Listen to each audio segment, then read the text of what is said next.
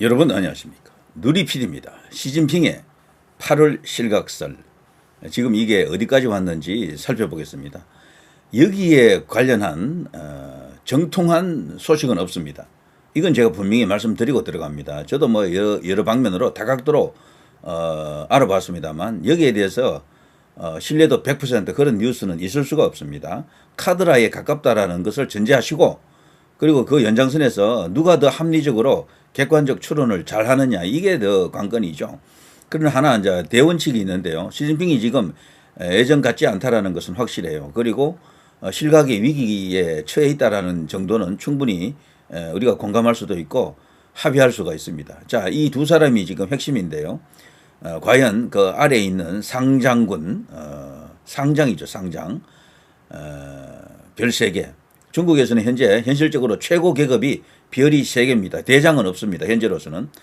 자, 이 상장 장유사가 지금 일종의 쿠데타가 되겠죠. 내부 반란 같은 그런 것일 수도 있는데, 국가주석이자 중앙군사위원회 주석인 시진핑을 몰아내고 있다. 들이받고 있다. 지금 성공했다.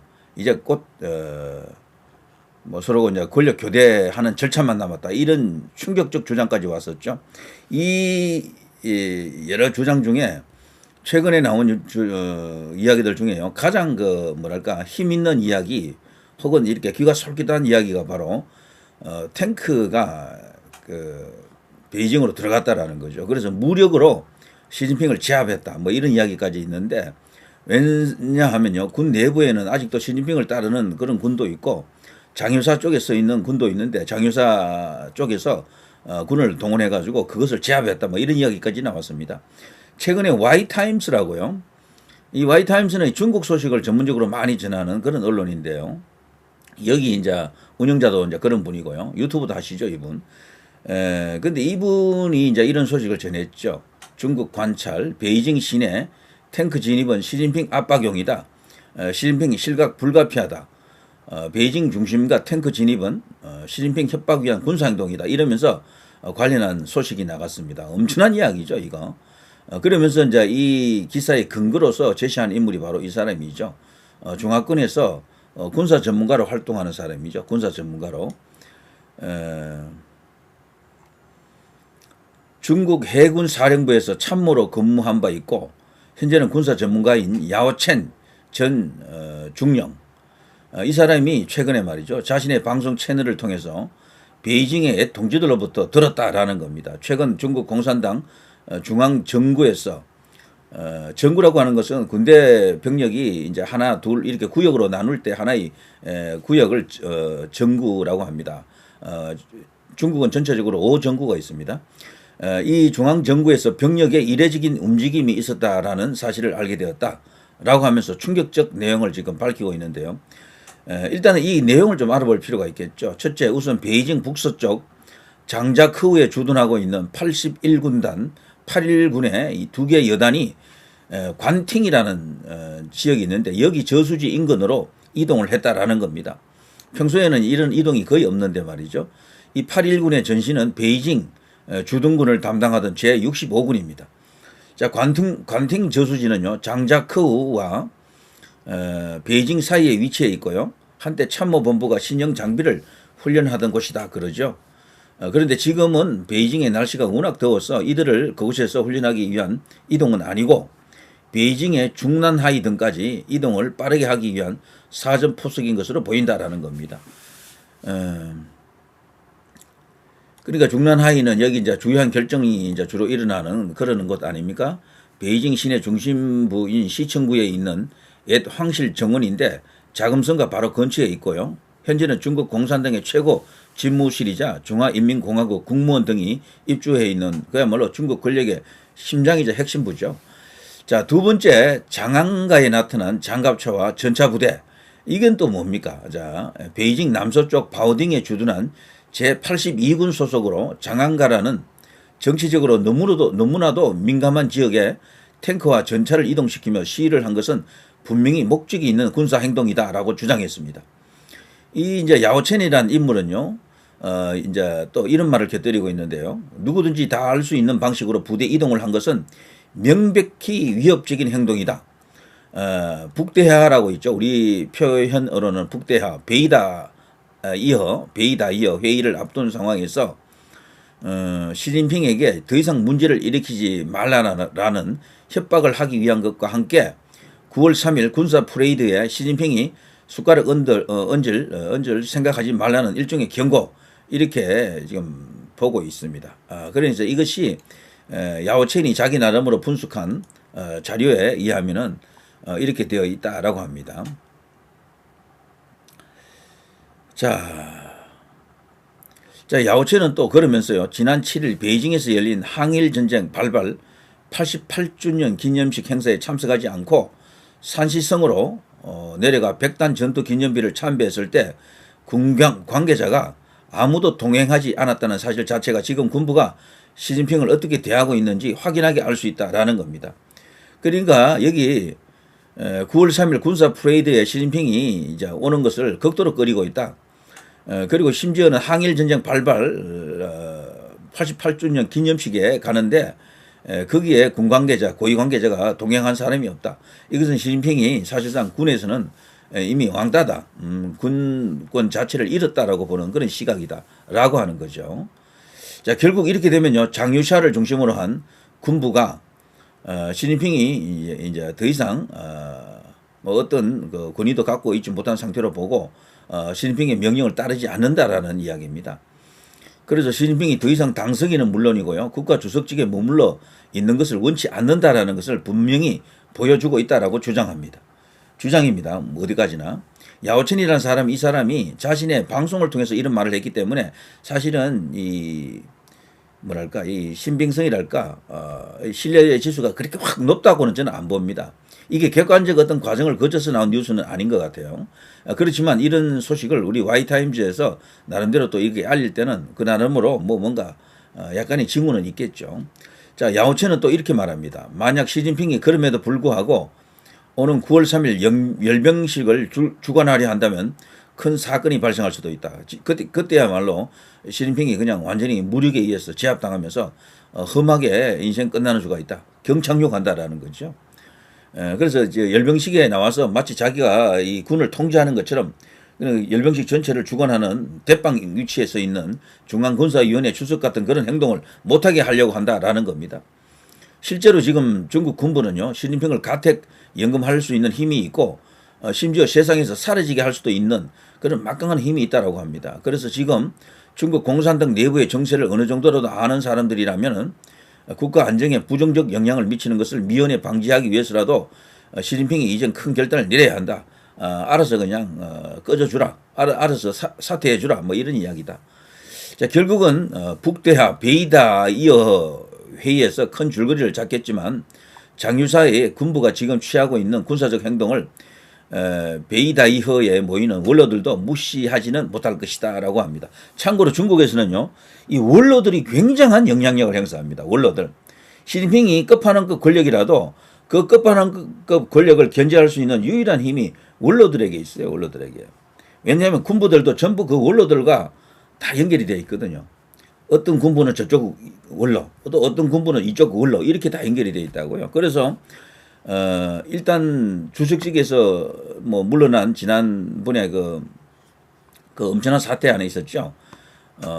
시진핑이가 지금 국가 주석으로서 자신의 권력 기반을 강화하기 위해서 후진타오를 쫓아낸 그 유명한 장면이 있죠. 그렇지만 후진타오는 그렇다고 해서 죽은 패가 아니었습니다. 지금 시진핑을 밀어내는 가장 큰 힘이 사실은 장유사가 아니고요, 후진타오라고 하더라고요. 후진타오와 같은 이런 원로들의 백업을 받으면서 장유사가 믿는 구석이 있으니까 지금 군 내부를 장악해 나가고 있는 겁니다. 그 연장선에서 보면 원자바오라든가 아니면 정칭엉 이런 사람들, 몇몇 사람들이 있습니다. 이런 사람들이 지금 중국의 원로로서 반 시진핑 전선을 형성하고 공동 전선이죠. 그러니까 원로들이 다 뭉치니까 거대한 힘이 되는 것이다. 자, 그리고요, 어쨌거나 이런 이야기들이 지금 나오고 있고,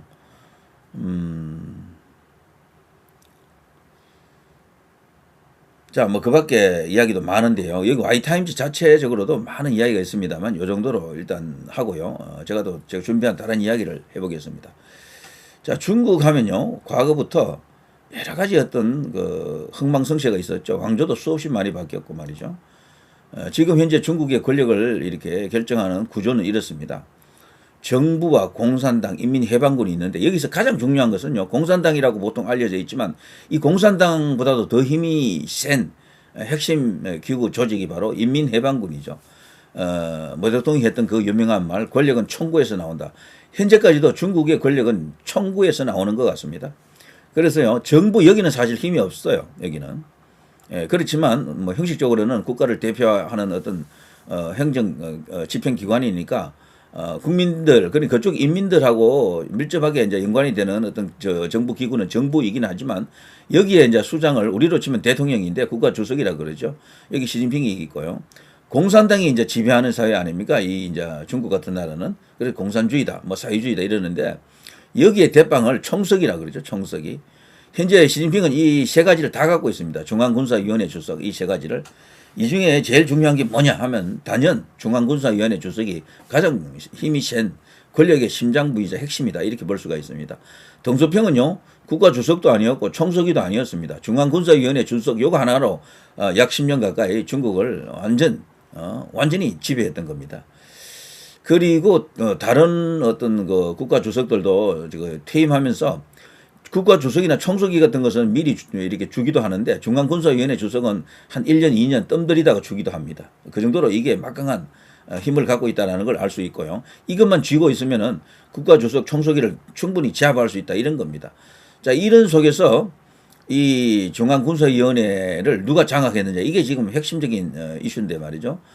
장유사가 드디어 장악했다라고 합니다. 원래는 균형을 이루고 있었는데 시진핑은 중국 내에 양대 파벌이 있는데 뭐 대해방이 있고 뭐 월전방이 있고 이런 말이 있습니다만 각 군벌 간에 또 이렇게 파벌이 있고 각 정부별로 또 파벌이 있지만 크게 봐서는 그 두 개로 보는데 균형을 2대2 균형을 이렇게 이루고 있었다. 뭐 2대2 혹은 그 이상도 이렇게 밸런스를 맞추고 있었는데 어느 시점부터 이 균형이 붕괴되면서 시진핑과 장유사 간에 이제 이 권력 다툼이 일어났고 거기서 장유사가 이겼다라는 거죠. 그래서 지금은 이 중앙군사위원회 주석직에 있는 시진핑은 그냥 허수아비고 실질적으로는 장유사가 이 중앙군사위원회를 컨트롤하고 있다라는 겁니다. 여기 보면요. 주석 1명, 부주석 2명, 중앙군사위원회 위원 4명, 이렇게 7명으로 되어 있죠. 그 밑에 여기도 사실은 회의할 때 참석합니다. 숫자는 비밀이라고 하네요. 육군, 해군, 공군, 로켓군, 전략지원부대, 인민무장경찰부대 등등에서도 여기 또 중앙군사위원회 무슨 이렇게 중요 결정을 할 때 여기서도 어떤 의견을 내고 표결에 참석하기도 한다라고 합니다. 참고로 이제 이 중국을 이야기할 때 이제 이런 걸 좀 볼 수가 있겠죠. 덩소평, 장쩌민, 후진따오, 그리고 현재 여기 시진핑까지 쭉 왔는데 덩소평은 그 유명한 도강양회입니다. 도강양회. 물론 닉슨과 모택동이 만난 게 최초죠. 여기는 이제 이 소위 이제 그 외교의 천재라고 하는 헨리 키신저가 핑퐁 외교를 성공시켰고요. 이런 일련의 과정이 있었죠. 이때 등장한 또 유명한 중국에서 가장 유명한 정치인하면 또 주얼레 있죠. 저원라이 이런 사람들. 자, 이런 다 지나간 어떤 그런 역사들이고요. 그 후를 이어받아 가지고 새로운 역사를 만든 게 바로 이 덩소평이죠. 흑묘, 백묘 그 유명한 이론이 있습니다. 흰 고양이든 검은 고양이든 쥐만 잘 잡으면 된다. 그래 잘 먹고 잘 살면 된다. 중국이 잘 되는 길이면 그것이 무엇이든 선택하겠다라는 게 덩소평이었지만 그렇지만 정치 이념으로서는 공산주의 사회주의를 놓지를 않았죠. 경제만 개방했던 것이다라고 이제 볼 수가 있는데 이 당시 시기를 도강양회입니다. 힘을 기를 때까지는 꼼짝 말고 있으라. 여기서 꼼짝 말고 있으라고 한 그 대상이 바로 미국이죠. 미국이 워낙 거대한 힘을 갖고 있는 나라이기 때문에 자칫하면 큰일 난다. 일어서기도 전에 박살난다. 이런 입장이었고요. 유소작이 해야 할 일은 적극적으로 나눠서 이뤄낸다라고 한 것이 장쩌민 시대입니다. 장쩌민은 충실하게 여기 덩소평의 뜻을 이어받아서 그냥 지나갔던 인물인데 놀랍게도 여기는요 격대 지정이라고 하는 게 있습니다. 덩소평이가요 여기 후진따오를 지정했어요. 다음 차차기 중국의 지도자로 여기 후진따오를 이렇게 지정했었죠. 그리고 여기 이 대국 굴기를 외치면서 이렇게 떠들고 일어났던 이 중국몽을 본격적으로 노래했던 1대1로를 주창하고 나선 이 시진핑을 만든 또 권력은 누군가 하면은 또 여기 장점인입니다. 격대 지정이니까 바로 자기 뒤를 지정하지는 못해요. 이 당시에 보시라이도 있었고 경쟁자가 많았는데도 여기 태자당 출신의 여기 시진핑에게 권력을 가도록 이렇게 조치를 해놨죠. 뭐 이런 여러 가지 과정을 거쳐서 지금 오늘에 이르렀죠. 자, 유소좌기, 장재민의 유소좌기는 해야 할 일은 적극적으로 나서서 이뤄낸다. 미국 중심 세계 질서 수용을 하되 실력 키워야 된다. 아직은 미국하고 맞서지는 않겠다라는 거고요. 화평 걸기. 여기는 이제 후진타오인데 제 개인적으로요. 모든 기초는 여기 덩스평이 다 잡았습니다. 가장 위대한 인물이다라고 볼 수 있겠죠. 중국에서는 볼 때는 모택동보다도 더 사실은 중국 사람들에게 큰 힘이 되고 여러 가지 어떤 발전의 기틀을 만든 인물은 바로 이 덩소평입니다. 우리가 볼 때는 뭐 위대하다고 말할 수는 없지만 중국에서는 그렇게 볼 수도 있어요. 이 덩소평은 참고로 자신의 롤 모델, 자신의 벤치마킹 대상으로 박정희 대통령을 언급했죠. 자, 그런 속에서요, 개인적으로 제가 볼 때 가장 크게 비약적으로 발전했던 시기가 이 후진타오 시대 10년입니다. 이때 뭐 10% 넘는 경제 성장을 계속했거든. 오늘날 중국이 크게 성장한 배경에는 이 후진타오가 있습니다. 화평 굴기죠.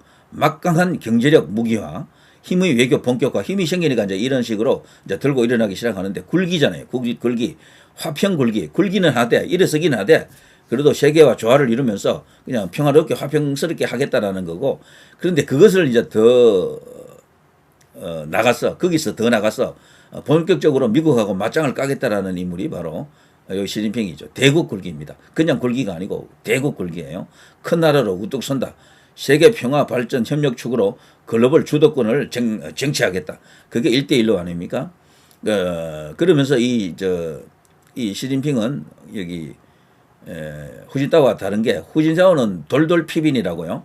자신의 그 정치를 한마디로 표현하면 돌돌 피빈, 기세가 등등하다 이런 식으로 우리도 이제 힘이 생겼다라는 것을 이야기하고요. 요 시진핑은 후진타오가 돌돌 피빈이면 여기 시진핑은 주동자기, 해야 할 일을 주도적으로 적극적으로 하겠다. 그러면서 본격적으로 미국과 맞서는 소위 이제 엄청난 어떤 세계 질서의 재편을 예고한 인물이죠. 그러면서 중국몽을 본격적으로 노래했고 1대1로 육해상 신실크로드를 주창하면서 급기야는 바이든하고도 불편했지만 이제 자신의 이제 천적이 되겠죠. 트럼프를 만난 겁니다. 이게 지금 중국 돌아가는 사정입니다. 제가 뭐 간략하게 정리를 해드렸고요. 자, 오른쪽에 있는 주요 인물들이 다 나와 있죠. 지금 우리 한국에서 관심 있는 것은 시진핑이 언제 실각하느냐. 시진핑의 책사라고 하는 왕후닝, 세계 이제 전략을 실질적으로 이렇게 짜내는 머리라고 하는 거죠. 제갈공명 같은 그런 별명을 갖고 있다 그러는데, 부정선거 카르텔까지도 이 사람이 총 지휘한다 그러죠. 한국의 이제 부정선거 카르텔도 이 사람의 영향권 안에 있다라고 지금 하면서 언제 이들이 망하느냐 이걸 지금 지켜보고 있고, 그 과정에서 한국 부정선거 기획자 중국 공산당 왕후닝은 현재 중국 그 권력 서열 4위입니다. 정치국 상무위원 정식 멤버죠. 7인 멤버 중에 한 명이죠. 자, 이런 속에서 드디어 급기야 장유샤라고 하는 군부 내에서 대반란이 일어나서 지금 중국이 지금 뒤집어질 위기에 처했다 이런 거죠. 자, 중국 공산당 중앙군사위원회 지금 이렇습니다. 원래 포지는 이런데 여기에 지금 난리가 났죠. 난리가. 장유사가 지금 실질적으로 시진핑 밀어내고, 허웨이둥은 지금 뭐 죽었다는 이야기도 있고, 여기는 뭐 완전 실각된 상태. 그리고 요 밑에 류전리, мя오화, 장성민 이런 사람들이 있는데, 이들이 지금 어떤 관계인가 하면 이렇죠. 지금 나와 있는 이야기를 종합하게 되면요, 시진핑은 낙엽입니다. 이제 서산 낙엽이고요. 실권을 쥐고 있는 것은 장유사. 그리고 여기 이제 허웨이둥은 숙청당한 후에 자살했다라는 지금 이야기가 있는데 완전히 확인된 건 아닙니다. 그리고 동진이라고요. 이 사람도 부패 혐의로 조사를 받았고요. 그리고 여기 또 мя오화도 부패 혐의 파면이 됐습니다. 이런 사람들이 사실은 장유사의 반대 라인에 있었죠. 그래서 지금 보면요, 장유사와 맞설 수 있는 쪽에 있는 사람들, 소위 말해서 대해방입니다. 대해방이 지금 박살나고 있는 것이다. 대해방은요, 대만 해협을 사이에 둔 그 광구인데, 중국으로 치면 동부 정구가 되겠죠. 동부 정구. 이쪽에 있는 사람들이 대체로 지금 박살이 나고 있다. 이들이 시진핑 라인이거든요. 시진핑 라인. 원래는 장유사도 시진핑의 이제 이 라인으로 볼 수가 있는데 어느 시점부터 자기 배후에 원로들을 동의했고 시진핑을 몰아내는데 성공하는 것이다. 그런데 그 세력들이 월전방, 월남과 베트남과 전쟁을 몇 번 했는데 그때 월남전에 참여했던 장군들 중심으로 하나의 월전방이 이제 형성되어 있죠. 이들이 지금 류전리, 장유사 이들이 지금 실권을 쥐고 있다. 이런 이야기입니다. 그러면서 중앙군사위를 장악하게 되면은 중국 권력이 이제 바뀌게 된다라는 거죠. 자, 이 유명한 장면 하나가 결국은 시진핑을 운명을 갈랐다라고 봅니다. 원래요, 후진타오는요, 이 시진핑이 10년 하고 그만두기를 바랬고, 당연히 그래 될 걸로 알았는데, 욕심을 부려서 종신 집권하는 걸 지금 제도적으로, 법적으로 바꿔버렸잖아요. 이제 종신 집권해도 아무런 법적 문제가 없어요. 권력만 자기가 장악할 수만 있으면. 이제 그걸 용납할 수가 없겠죠. 후진타오 이런 사람들이. 지금 현재 전 국가 주석 중에는 유일하게 생존해 있는 인물이 이 후진타오입니다. 그 전에 장쩌민은 몇 년 전에 이제 죽었고요. 장쩌민이 지금 만일에 살아있다 그러면 시진핑이가 위기가 아닐 수도 있어요. 왜냐하면 시진핑을 만든 것은 장쩌민이거든. 그래서 장쩌민은 상하이방의 대표적 인물 아닙니까? 그래서 이 정치적으로 생존할 수가 있었을 거예요. 그런데 장쩌민이 죽었기 때문에 이게 가능하다라고 보여지고, 그리고 또 상하이방에 현실적으로 지금 살아있는 인물 중에 정징홍이라고 약 90 가까이 나이인데요. 이 사람은 장쩌민의 핵심 친복, 핵심 측근이면서 현재는 상하이방을 컨트롤하는 인물인데, 이 사람이 시진핑의 아주 숙적입니다. 천적이나 다름없다 그러죠. 그래서 지금 대체로 원로그룹 쪽에서 전부 시진핑하고 지금 척을 지게 되어 있죠. 그러니까 이 시진핑이가 자기 스스로 무덤을 판 거죠. 오히려 여기 후진타오를 잘 대접했으면 차라리 이가 권력 유지가 쉬웠을 거예요. 그러니까 그 내부에서 전체적으로 흔들리는 뭐 그런 기조가 왔고, 그리고 기본적으로 후진타오는요, 자기가 지정하고 싶었던 차기 권력 10년 뒤에 중국의 국가주석, 그리고 이제 중앙군사위원회 주석, 총서기로 밀고 싶었던 인물이 왼쪽에 있는 리크창이죠. 근데 놀랍게도 리크창도 얼마 전에, 몇 년 전에, 약 한 2년 전에 의문사 하죠. 1년도 조금 더 됐나요? 그 정도인데요. 아무튼,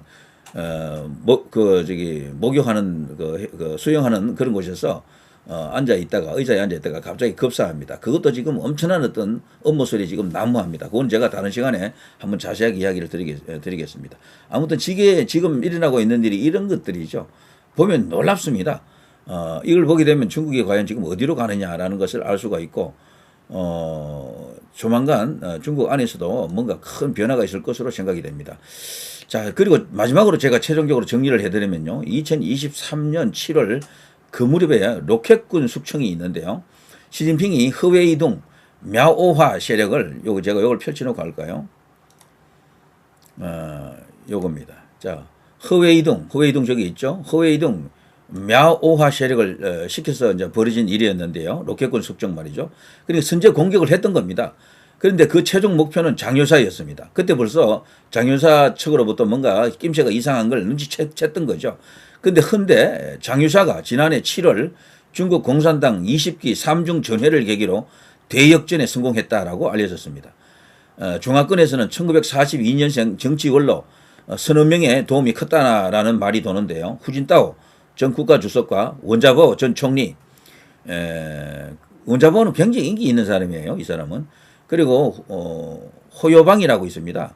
후야오방 전 당 총서기에 맏아들인 후더핑, 호요방도 굉장히 오랫동안 이제 권좌에 있었던 사람이고 유명한 인물이고 중국 인민들에게 인기가 있는 사람이죠.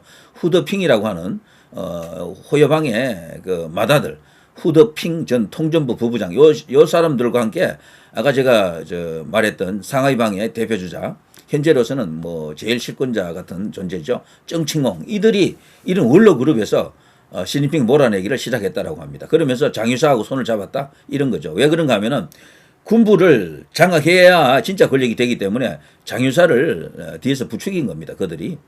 그리고 장유사는 또 전 혁명 원로의 자제들인 홍위대 도움도 받았다라고 하는데요. 사실 여부는 훗날 밝혀지겠습니다만 이후에 장유사가 급부상하고 있는 게 사실이죠. 그러면서 시진핑의 입지가 급격히 축소되고 있다라는 건데요. 이것은 지난해 연말 해방군보라고 있습니다. 여기에 군의 집단 영도가 언급된 게 대표적인 예로 꼽히는데요.